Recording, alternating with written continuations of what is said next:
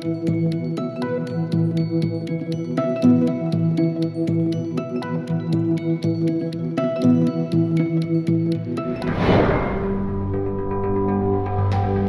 emision mundësohet nga ISP Broadcast. Përshëndetje, shikues të nderuar të televizionit Dabria, mirë se erdhët në emisionin e radhës dhe emisionin Boll. Pas një maratone të emisioneve në aspektin politik për zgjedhjet lokale, sonte ju kemi kthy këngëtarisë artistike. Kohët e fundit apo ditët e fundit është nxjerrë një dritë për mbledhja poetike Zërat në heshtje të shpirtit të autorit Ilir Dukolli. Ilir Dukolli më parë ka botuar edhe disa libra monografik, por sonte do të ndalëm tek poezia e tij dhe botimi i librit me poezi. Përshëndetje zoti Dukolli, faleminderit që gjetët kohë të jeni pjesë e televizionit Dabria. Faleminderit gjithashtu për mundësinë e dhënë që të bashkëbisedojmë lidhur me krijimtarinë time poetike, siç e thatë edhe ju, për pas një periudhë relativisht gjatë një mujore të zgjedhjeve lokale.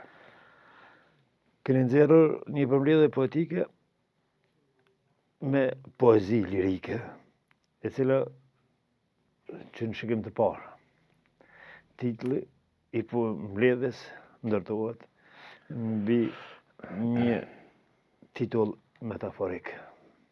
Titull i ndërtuar në kundërshtim njëra me tjetrën, por që i ngulitur prap në shpirt. Zërat në heshtje të shpirtit. Ka erdhë. Po, faleminderit, më lejoni që ta shfrytëzoj rastin që edhe përmes mediumit tuaj të nderuar t'i falenderohem gjithsesi kontribuesve për këtë përmbledhje poezish, t'i falenderohem profesor Brend Buzhales, redaktor, Ismet Jusufit, realizues teknik të përmbledhjes, Ridvan Eminit, kolegu tim filozof, që ka dhënë një recenzion jashtëzakonisht mirë dhe duhur të brendësisë librit, gjithsesi pa harruar fare, edhe pse ndoshta nuk e besoj që do të jetë promocion i veçantë, po nuk kam se si mos ta falenderoj edhe Fondacionin Hasan Prishtina që ka ndihmuar librin, edhe nuk heziton në asnjë mënyrë dhe asnjëherë ta sponsorizon krijimtarinë letrare apo shkencore. Libri Zëra në heshtje të shpirtit, poezi nga rrjedhat e ndjenjave. Është një libër që ka buru nga nevoja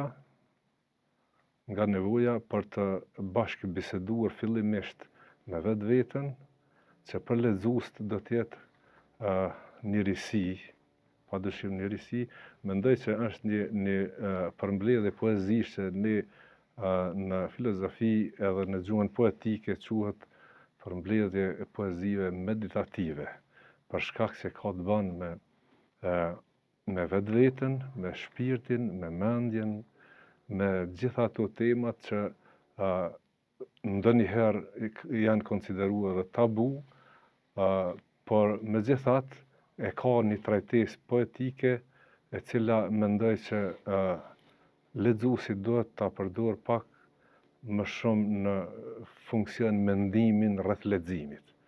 Megjithatë edhe si e tillë në aspektin filozofik është mendim rreth të menduarit, apo dikush e përdor në gjuhën angleze thinking about thinking.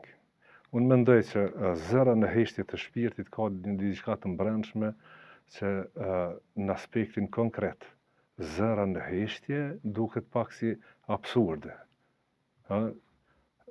Edhe tjetë zëra edhe në heshtje pak si kontradiktore, pak si shpërputhje apo një shkarje logjike.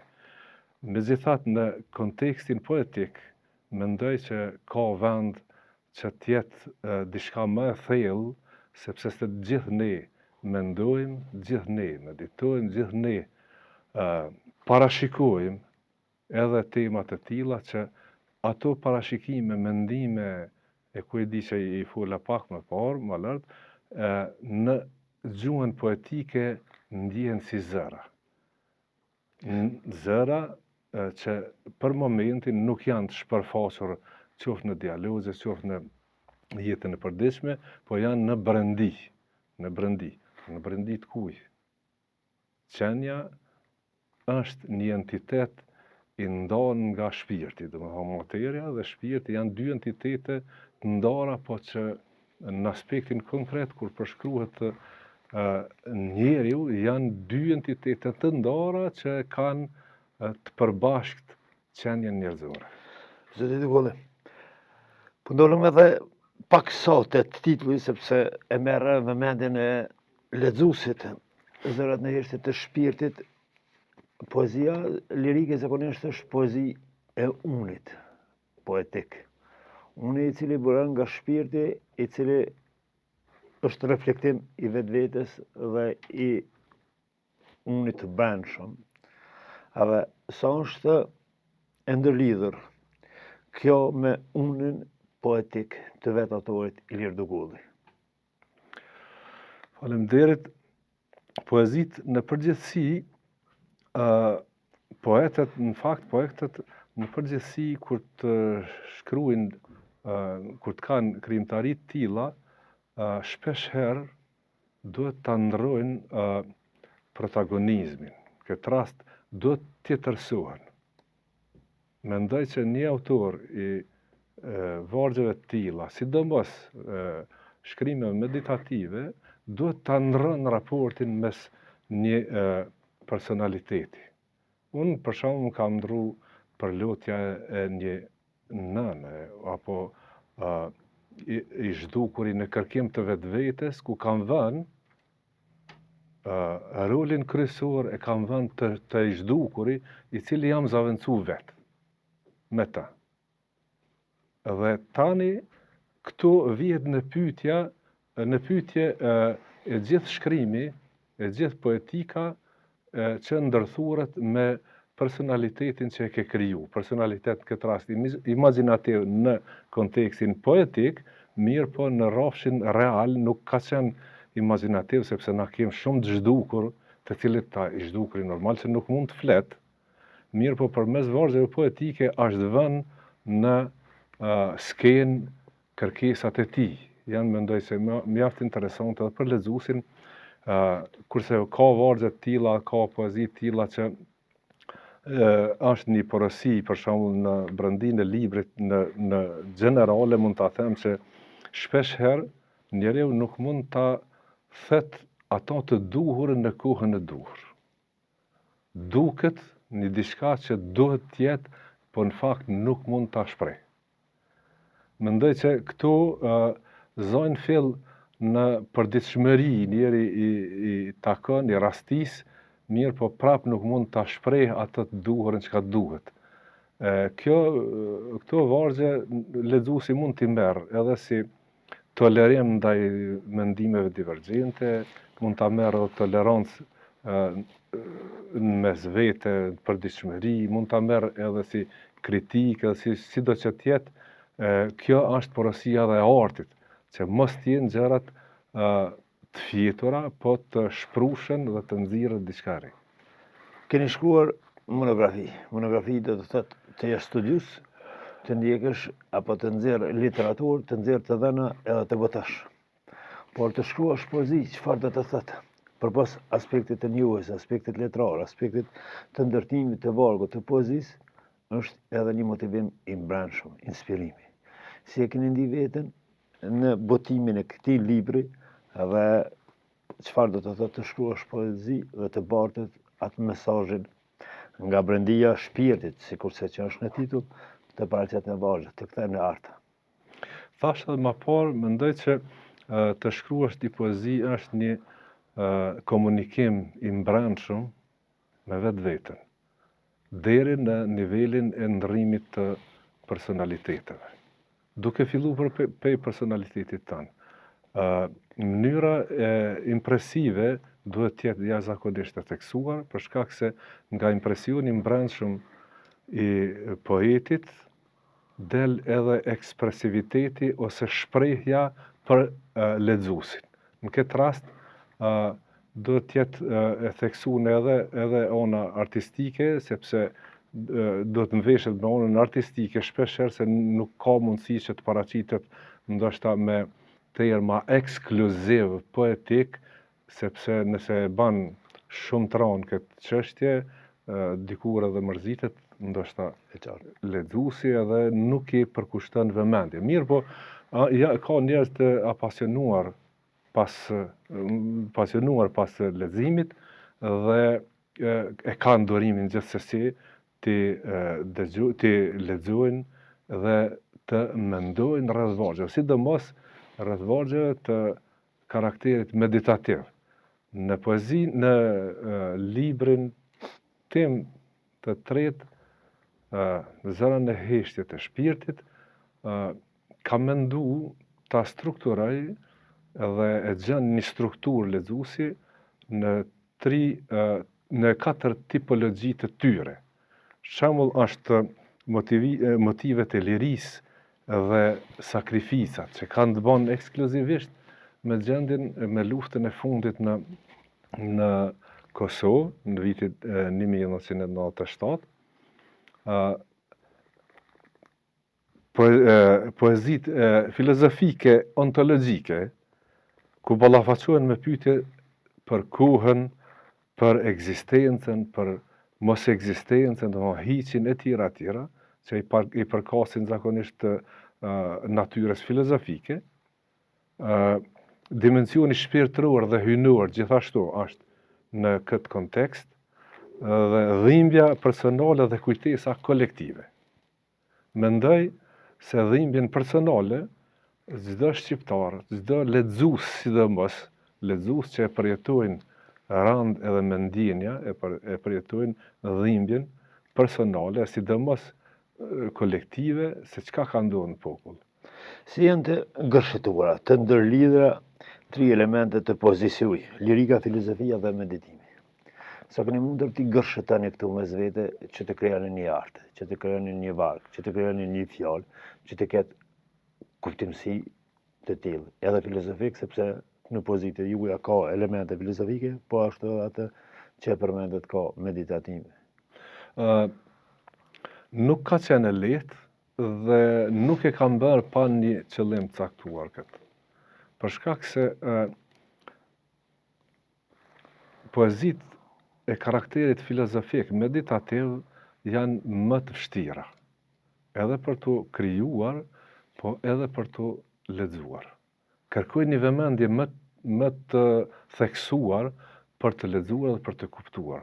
Se ndërto ka edhe tema, për shembull, jashtëzakonisht të rënda që në popull konsiderohen ndoshta si tabu tema, ceka dhe më herët, edhe mund të ketë edhe keq kuptime. Në këtë rast kam pas kujdesin që mos të hasin në keq kuptime lexuesit dhe ta kenë në konsiderat që janë poezi meditative, filozofike, në këtë kontekst të mos keq kuptohen, por të thellohen në mendim dhe në vargjet poetike.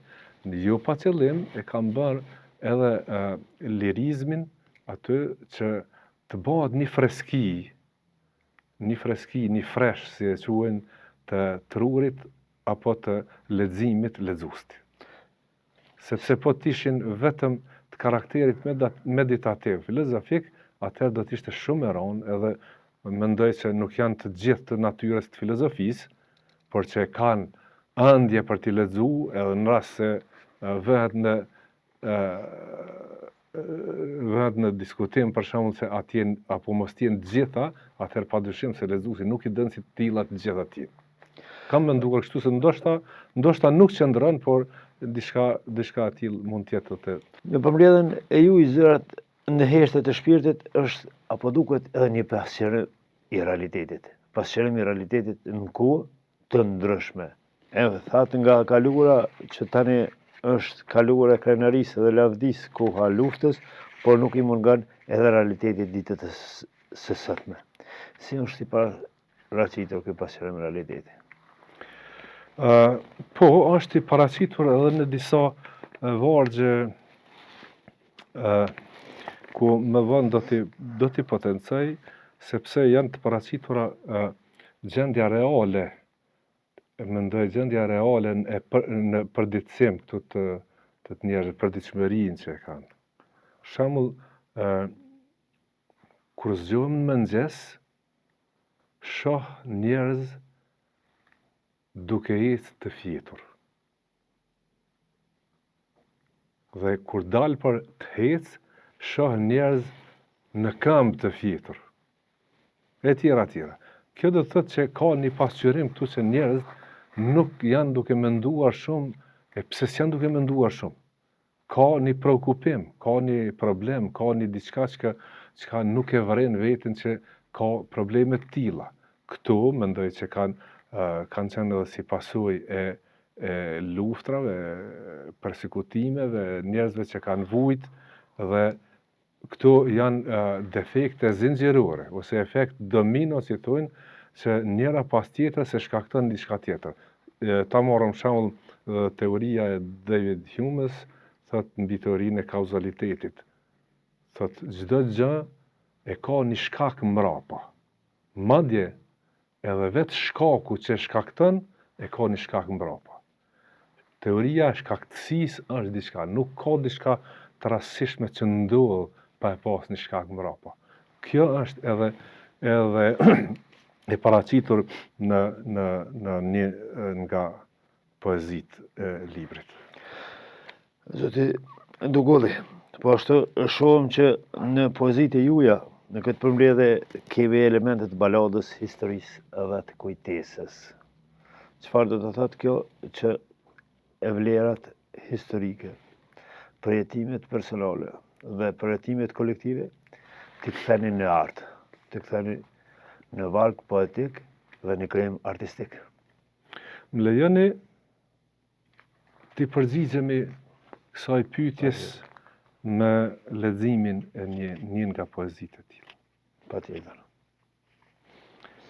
Është në nderim dhe respekt të personazhit lirik Aslan Selimi, i burgosur politik. Unë kam lexuar shkrimin e tij. Dhe përmes këtyre vargjeve që ja kam kushtuar, ndërton një kujtesë që tani më mund të them historike, sepse plejada të burgosur politik i takon një historisë popullit tonë, i takon një kategorie shumë meritore dhe jashtëzakonisht lartë. Poezia quhet 2237.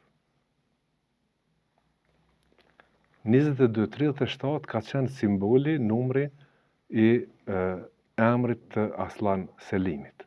Nuk i kanë thirrë në përburgje Aslan Selimi del në rresht apo kuji apo hajde ka apo diçka tjetër, e kanë thirrë me numrin.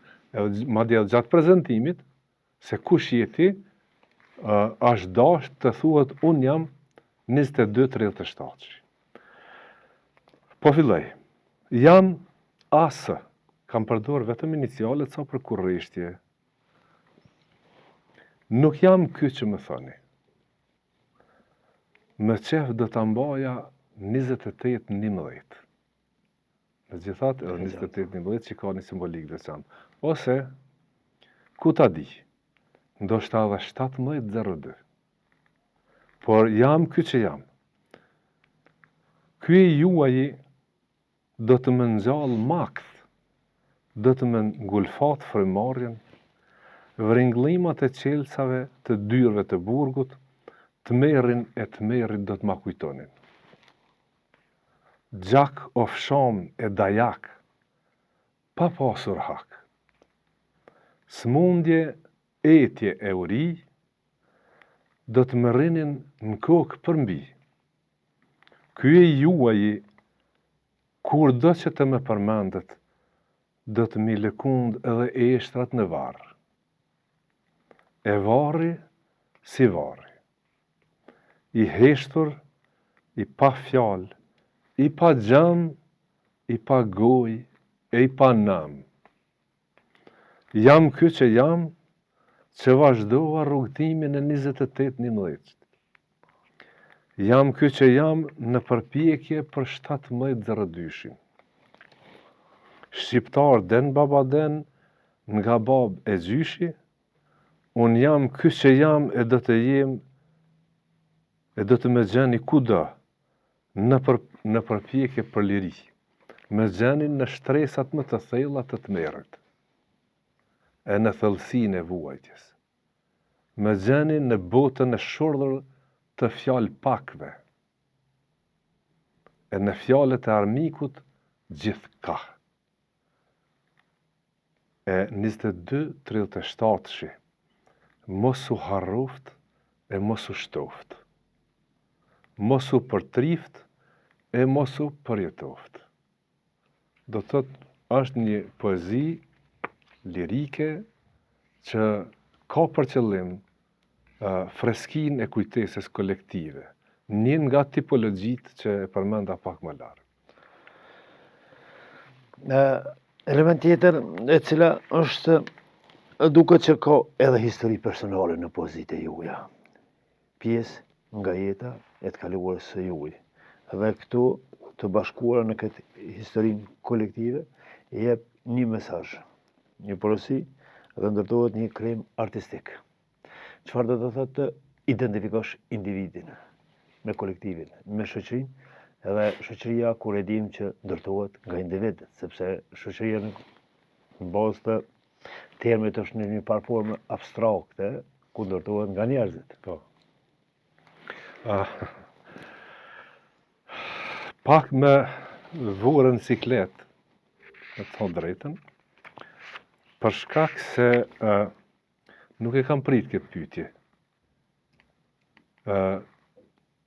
Poeti zakonisht merr personalitete, figura të ndryshme, qoftë konkrete, qoftë imagjinative që do ta ketë ekspresivitetin të bazuar në impresiven, të bazuar në brendshme. Në këtë rast, tani po e zbuloj për herë të parë. As nuk e ka ditë as redaktori, as kolegu im Ridvan Emini, në trajtesat filozofike që i ka bërë, unë 21 korriku 1998. 25. Në këtë poezi e kam shkru në ngjarjen time. Vetëm më fal 25. Po.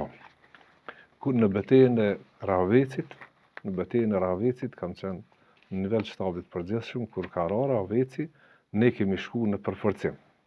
Aty e kam pas fatin që të mbetem gjallë, po i plagosur rënd. Edhe përmes një poezie që nuk ndoshta ka mujt të tjetë një dikush tjetër, një x personi, një x ushtari, po që unë nuk e kam ba me emën. Në fakt, realiteti që ndërën për mu. 21 korriku, diell përvelues. Etja u shfaq për liri, ashtu sikur për ujë. Erdhi një detyrim për sakrificë vullnetare. Ke parasysh, një sakrificë vullnetare. Do të thotë që do të ketë një moral të fortë edhe një qëllim jashtëzakonisht të fortë që të bën një sakrificë vullnetare. Këto e kam shkru, po nuk po e lexoj, po ja lëm për lexuesve që ta kenë, të thash edhe më parë, nuk e ka ditë as redaktori, as kërkush këto, që e kam bën përjetimin tim në ditën, që kam përjetu në ditën e plagesës, në luftën në betejën e Ravecit. Dugolli, çka ndryshon poezia e Ilir Dugollit nga poezitë e tjera? Çfarë është ndryshe? Çfarë bën lexuesin? Poezia për vete e rrëmben, arti, krimtaria, figuracioni, vargu, elementet e ritmi, rima, apo çka është më ndryshe nga poezitë e tjera? Çka dallon krimtaria artistike e Ilir Dugollit nga të tjerat? Mendoj që ndryshimet ose dallimet, diferencat në mes vargjeve poetike të një poetit tjetër nuk kisha dashur të merrem me to. unë mendoj që çdo poet e ka stilin e vetë shkruar, mbrëndinë e vetë të krijimit, imagjinatës së tij e ka ndryshe nga të tjerët, ku askush nuk e ka të drejtën të thuhet se ky libër është i perfeksionuar, është vellim poetik i cili e ka një pikë mbrapa dhe nuk ka kush që ta mund to. Nuk ka kush që ja ka lënë tina. Prandaj, bukuria e poetikës është këtu edhe shkrimeve është këtu. Se nuk ka pikë, duhet vazhdon. Secili krijues e ka stilin e mënyrën e vet të shprehurit, të shkruarit, edhe metodologjisë që autori duhet ta ketë gjithmonë në qendër të vëmendjes, metodologjinë e shkrimit për ta kuptuar lexuesi. Se në rast se nuk e ka të lehtë edhe nuk e praktikon, t'ja bën sikur një film leximin, atëherë gjithsesi se do të zhgënjehet edhe lexuesi ndoshta. Nuk kisha mulshu në specifikat sepse mendoj që mund t'jenë him në hak ndonjë poeti tjetër se këtu nuk kisha mulshu.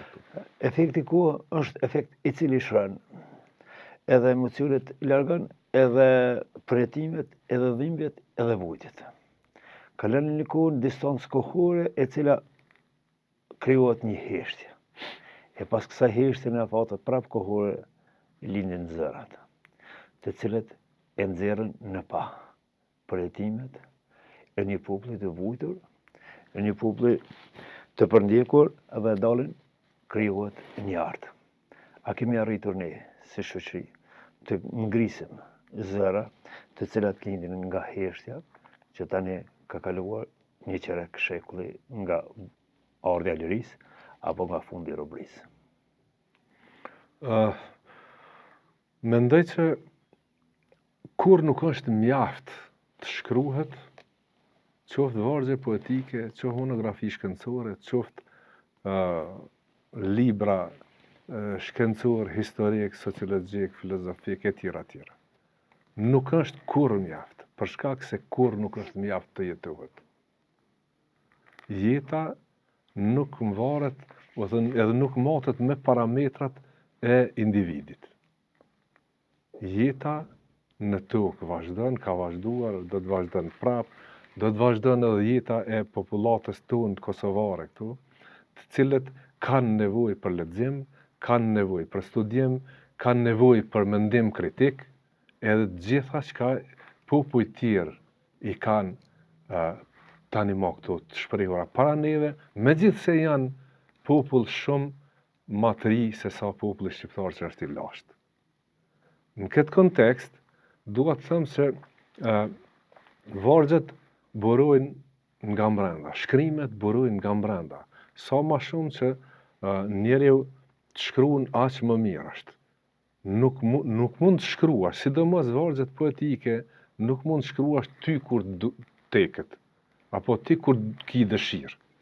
Këto duhet me lind nga vetvetja, nga poeti, edhe është një diçka që njeriu që merret me to, poeti, shkrimtari që merret me to, ose qoftë edhe një studius që merret me një studim caktuar, pauzon nuk do të thotë që ka fjet. Nuk do të thotë që nuk reaktivizohet. Përpunimet e brendshme i bojnë ato që duhet stagnon pak. Edhe produktin kur ta qet mos qet gjithçka. Akumulimi i brendshëm është sikur një mendim kritik. Disa herë, shembull, e kam përpunuar në poezi. Ka poezi që e kam shkruajt mrena ditës. Ka poezi që e kam shkruajt për një orë. Ka poezi që e kam shkruajt, e kam shly. E kam shkruajt, e kam shly 10 herë. Sepse mu ka du që është më mirë që të përshtatet në realitet. Do të thotë kjo tregon një gjë që shkrimet mund me stagnu edhe autori, po nuk e ka për qëllim që ta mbulon pluhuri atë punën e tij. E ka për qëllim që ta qetë produktin e vet mendor në nivelin ku ai mendon. Inspirimi dhe motivi, e thatë edhe jo, vjen nga në brenda, po ashtu, por janë elementet të poezisë të cilat ndërtohen edhe nga njohja elementeve letrare, po është edhe një efekt tjetër. So keni mundur ti ikni efektit emocionale në vargjet e juaj, në poezinë e juaj, nga kalura, nga përjetimet e popullit si kolektiv dhe si shoqëri, që mos jetë një poezi emotive, por të jetë një poezi që paraqet një realitet, një të kalure, historike, pa u ndikuar autori në vargën dhe përjetimet që ka pasur. Tani, mendoj që emocionet duhet të jenë prezente gjithsesi në shkrime. Mirë po, jo emocionet që kanë ndikim negativ, impakt negativ në shkrimin nuk do të ketë. Emocione mund të kesh gjithsesi, sepse është normale pjesë e jetës emocioni. Edhe fundit nuk mund të shkruash pa pas një emocion. Po jo emocionet që kanë impakte negative tek lexuesi. Këto e kam pas në qendrat vëmendjes, mos të ngatrohen senat për shkak të emocioneve të mëdha për të bërë mirë të rrshqas në emocione negative para lexuesit. Kjo duhet të jetë shumë e rëndësishme për autorët arshëm. Unë e kam pas një gjë të tillë në qendrat vëmendjes që emocionet e mia mos të vinë pasojë e emocionit negativ të lexuesit. Se gjithsesi pa emocione nuk bëhet kjo punë. Zoti Dugolli, për fund, si është pritur libri? Nga audienca, edhe pse është një afat kohor, ende dën kohë të shqyrtohet, të diskutohet, të lexohet, pastaj të nxirret një përfundim lidhur me poezinë e juaj, dhe ju personalisht si autori i librit, sojni kënaqur me këtë përmbledhje poetike, sepse shpesh herë ndodhet te autorët sa të del në fund, mendojnë që ka mbetur edhe diçka pa përfshinj apo ka ikë diçka. Mendoj që libri gjatë promovimit është pa një interesim edhe një befasim të audienca. Të paktën aty që i kam pas në promovim datën e 14/10/2025 në Bibliotekën Hirzi Sulejmani. E kam vrejt që pritjet e tyre kanë qenë më pak se sa që i kanë has ditën e promovimit. Kjo mu më ka befasu edhe jam shumë i gëzuar me këtë realitet. Mirë po, se sa jam i kënaqur me libër, për momentin jam i kënaqur. Zoti Dugolli, duke mos mjaftuar me kënaqësinë aktuale. Përgëzime për librin, falenderoj që gjatë kohë të jeni pjesë e televizionit Arbëria të shpalosni, pjesë nga poezitë dhe krimtaria e juaj letrare. Nderuar, falenderit shumë, respekt për punën e juaj, falenderit për mundësinë e dhënë, falenderit që edhe lexuesit kanë mundësi tash të pak a shumë të orientohen mbi strukturën e librit dhe çka kanë në dispozicion për ta lexuar. Falenderit gjithsesi të dhe Arbërisë në Arbëri.